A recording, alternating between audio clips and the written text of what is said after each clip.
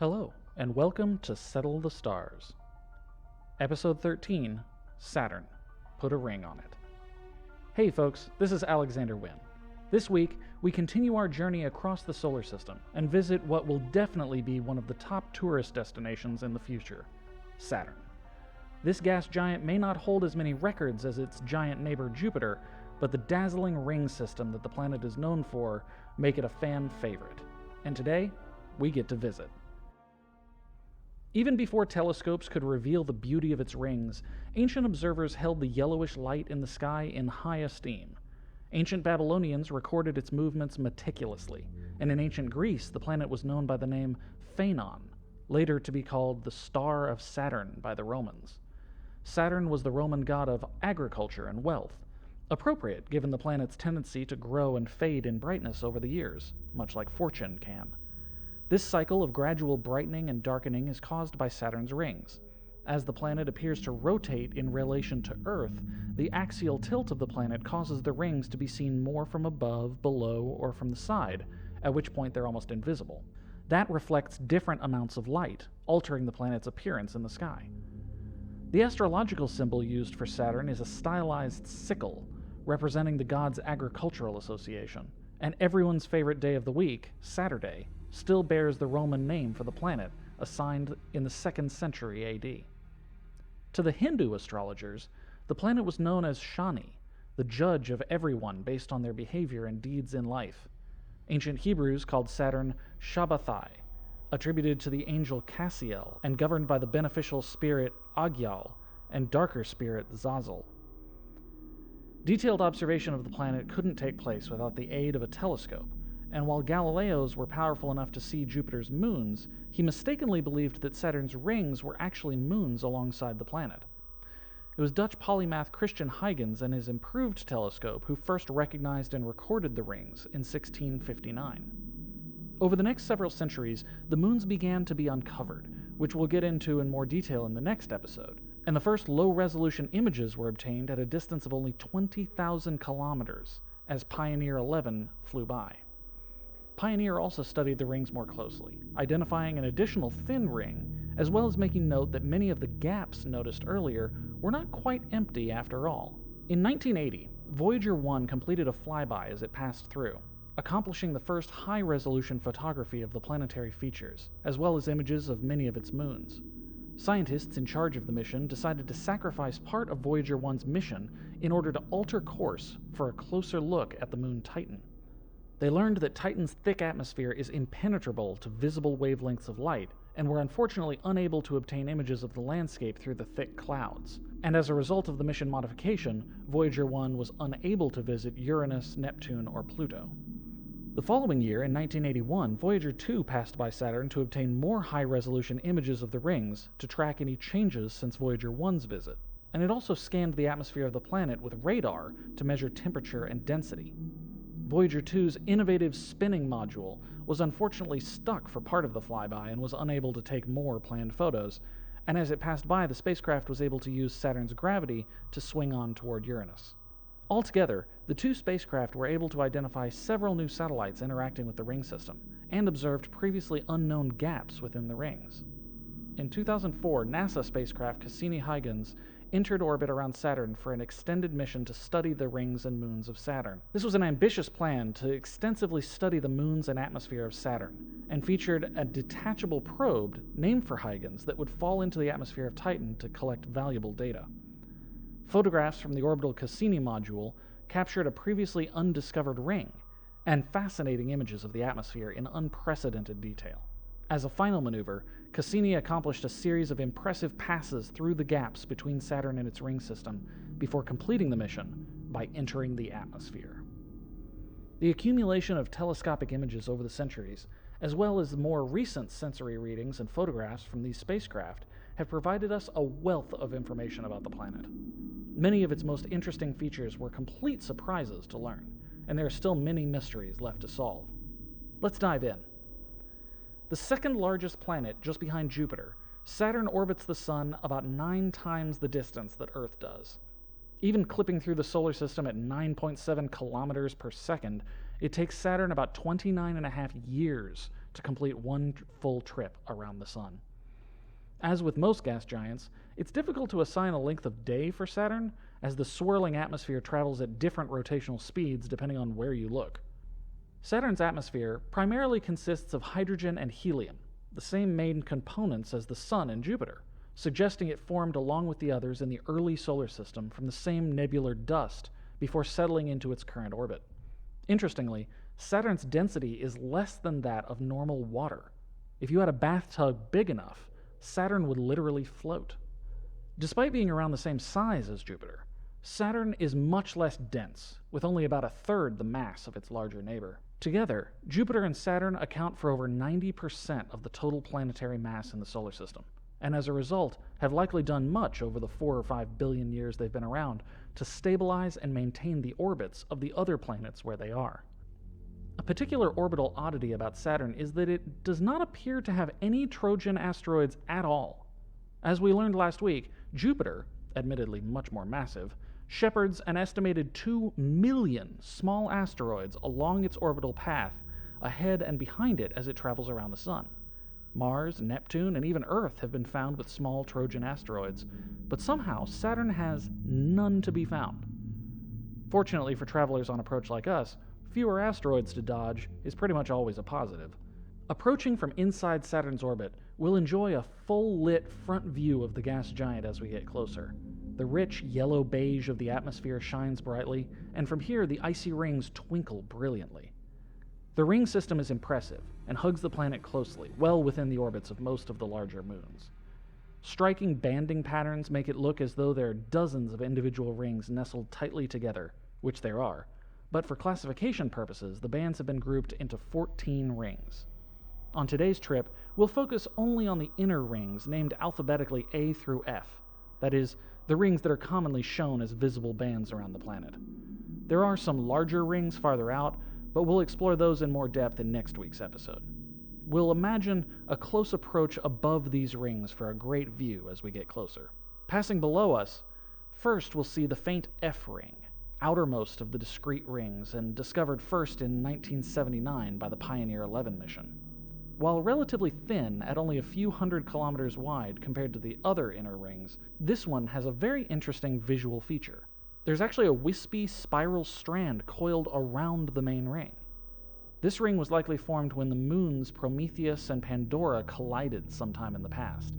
Now the two moons march alongside the ring, Prometheus inside and Pandora outside. As Prometheus passes by, you might notice a ripple effect trailing it within the ring. These ripples are waves caused by the gravity of the moon when it gets near, pulling the smaller coil of the material closer and closer to it. Leaving the F ring behind, we'll move across what might seem like a 2,600 kilometer band of empty space at first, but there's actually a sheet of dust spanning the gap.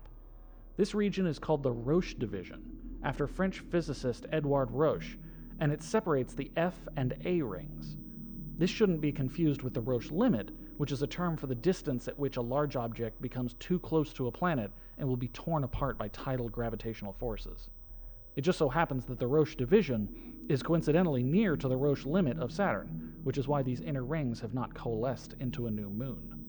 The A ring will appear next for us, a comparably massive 14,600 kilometer wide ring. The boundaries of the ring are very sharp, and the ring is about 10 to 30 meters thick. Before we get far, we'll encounter the Keeler Gap, discovered by Voyager. The gap is only 42 kilometers wide and carved out by the small moon Daphnis. As we pass above the moon, we'll see great waves rising from the ring to a height of about 1.5 kilometers. We'll witness more of the A ring pass by before we reach the next landmark, or ring mark, the Ink Gap. Much larger than the Keeler, the Ink Gap spans 325 kilometers and forms a path for the moon Pan. We can see 3 small, intertwined ringlets within the gap from here, and spiral density waves within the ring on either side of the gap due to Pan's gravitation and that of some small moons outside of the rings. As the remaining A ring passes below us, you might notice a small propeller-shaped wave pattern in the ring. These are caused by small moonlets passing near the ring, and it's estimated that there could be thousands of them in the A ring. The boundary between the A and B rings are a darker portion called the Cassini Division, after their discoverer, Giovanni Cassini, in 1675. He can be forgiven for believing the space is empty, but Voyager revealed that the 4,800-kilometer-wide band is actually filled with many small ringlets of darker material, similar to that found in the C ring. The largest and brightest ring, B ring, now shines ahead of us, only 5 to 15 meters thick, but more densely packed with particles from the size of dust up to the size of a house. The optical depth is greater than 5 in some parts of the ring, meaning up to 95% of the light shining from the sun is blocked. The outer edge of the ring contains strange structures. They look like great plumes or ridges jutting out perpendicular to the ring, sometimes as high as 2.5 kilometers from the ring itself. These structures are mysterious, but likely caused by unseen moonlets. Continuing inward, we reach the interface between B and C rings, called the Columbo Gap.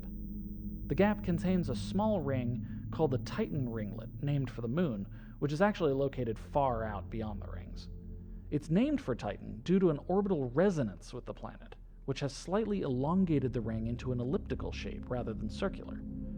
The shape of the ring moves with the moon, so that the longer part of the ringlet always points toward Titan. The C ring is composed of darker material, which is also sparser than the material in the B ring, resulting in a transparent, dimmer ring than the brilliant one we just passed. It's also much thinner than the B ring, at only 17,500 kilometers. Marking the boundary of the C ring is another gap, called the Maxwell Gap, which also contains a single ringlet by the same name. There's a wave-like structure in this ringlet hinting at the influence of a moon, but as of today, no small moon has yet been discovered to explain the waves. Now we arrive at the innermost D ring. There are wave patterns observed within D ring as well, but scientists notice that there is no identifiable cause, and the waves appear to be dissipating over time. This suggests that the waves were caused by disruptions from passing debris falling to the planet. Similar patterns observed in Jupiter's ring were caused by material from the comet Shoemaker-Levy 9 in 1994. That supports this theory.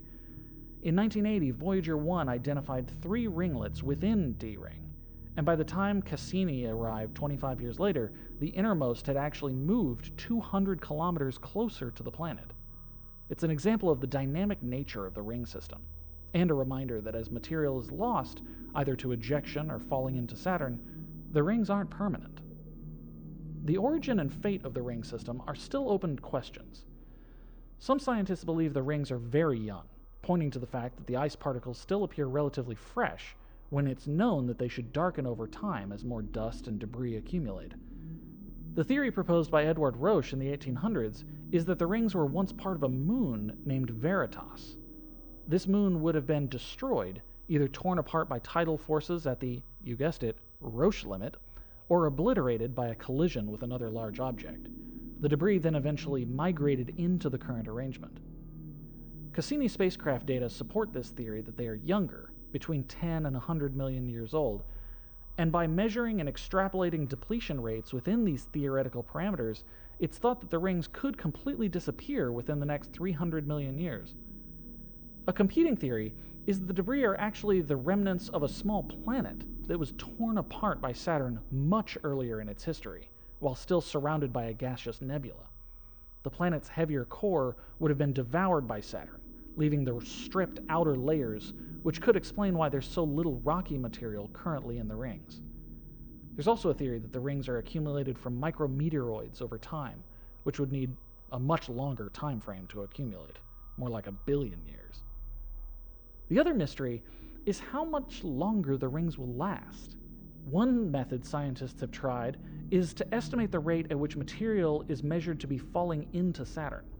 Charged ice material can be pulled along magnetic field lines by gravity in a process called ring rain, which the Keck Observatory in Hawaii calculated to occur between 432 and 2,870 kilograms of matter per second.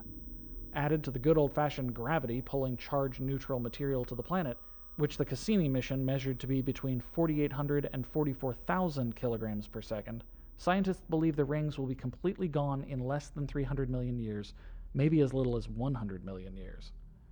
So as you can see, There's a lot to still find out when it comes to the rings, but we still have a journey to complete. Looming ahead of us, filling our view, is the massive atmosphere of Saturn. Before we dive in, we'll take a loop around for a look at the poles. Heading north first, we'll notice the aurora as we approach, a product of the magnetic field surrounding the planet. Slightly weaker than Earth's, despite being more than 90 times as massive, the magnetosphere deflects solar wind particles from the sun and extends a modest 1 million kilometers behind the planet. The North Pole is consumed by a massive vortex with a curious hexagonal shape, first observed by Voyager. Each side of the hexagon is longer than Earth, at about 14,500 kilometers long, and rotates once about every 10 hours and 40 minutes, apparently the same rate of rotation for the interior of the planet. The hexagonal pattern is an unsolved mystery, but most scientists believe it's caused by a standing wave pattern, supported by other polygonal shape patterns achievable in rotating fluids within a lab. Zipping on around to the South Pole, a trip which would have taken the Cassini spacecraft over 3 days to complete, by the way. Aren't virtual explorations great? We find another vortex spinning, curiously this time in a circular shape.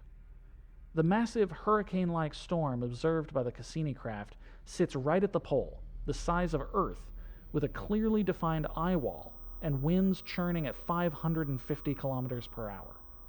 Eye walls have not yet been observed in any storms outside Earth, not even Jupiter's Great Red Spot, which makes this quite a unique find. Returning to the equatorial region, we can see banding patterns similar to Jupiter, although more faintly defined. They're named according to similar classifications as Jupiter as well, but don't let their faint blending fool you. The winds on Saturn are much faster than Jupiter. Large, persistent storms, similar to the Great Red Spot of Jupiter, are possible on Saturn, but even the standard winds are faster, blasting up to 1,800 kilometers per hour at the equator. So buckle up as we head down. First, we'll encounter the upper cloud layers, which are mostly made up of ammonia ice, starting our descent at a temperature as low as 100 Kelvin, or negative 280 degrees Fahrenheit. The pressure here is roughly comparable to what we would experience on the surface of Earth. As we descend and pressure begins to build, the clouds become water ice, transitioning to a band of ammonium hydrosulfide ice, where temperatures rise to about 200 Kelvin, or negative 100 degrees Fahrenheit. Eventually, we reach an aqueous layer of water droplets with ammonia. Here, pressure can reach about 25 times what we experience on Earth, with temperatures up to 330 Kelvin, or 134 degrees Fahrenheit. We'll continue our fall until we reach the base of the atmosphere, which begins to transition into a layer of liquid helium-saturated molecular hydrogen, and eventually a metallic hydrogen inner layer. The interior of Saturn is hot, hotter than scientists expected to find. The planet radiates 2.5 times more energy than it receives from the sun. Scientists theorize that the heat is generated by raining out of helium droplets into the less dense hydrogen liquid, which causes warming friction and leaves the outer layers depleted of helium. Whatever the cause is determined to be, temperatures here in the interior can reach up to almost 12,000 Kelvin, or 21,000 degrees Fahrenheit. Finally, we reach Saturn's core, which, unlike Jupiter's, is theorized to be completely solid. Scientists have estimated the core to be about 25,000 kilometers wide, with as much as 9 to 22 times as much mass as the planet Earth crunched in there. And here concludes our journey. It would be nice to think we might find the remnants of the Cassini orbiter, but those would have been vaporized long before reaching the core. We've come a long way on our journey today. We witnessed the dancing and rippling waves of the rings of Saturn before taking a dive into the turbulent and hostile gas giant, and we learned more about the important and inspiring work of the scientists who have made today's journey possible. In the next episode, we'll tour the many moons of Saturn and learn what lessons they teach us about our solar system and the universe at large, and about what mysteries they still hold for future scientists to discover. In the meantime, be sure to subscribe if you haven't already. Settle the Stars is available on pretty much every podcasting platform, and we're also mirroring our episodes on YouTube at youtube.com/edgeworksentertainment. And be sure to ring the bell so you know when there's a new episode. We also have a Patreon page at patreon.com/edgeworksentertainment, where you can get early episodes and tons of other great rewards. The support of listeners like you is what makes this show possible, and I'm so grateful to the people who have already joined. Thank you all for listening, and as always, happy terraforming.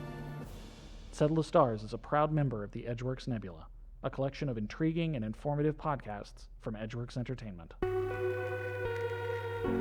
Edgeworks Nebula.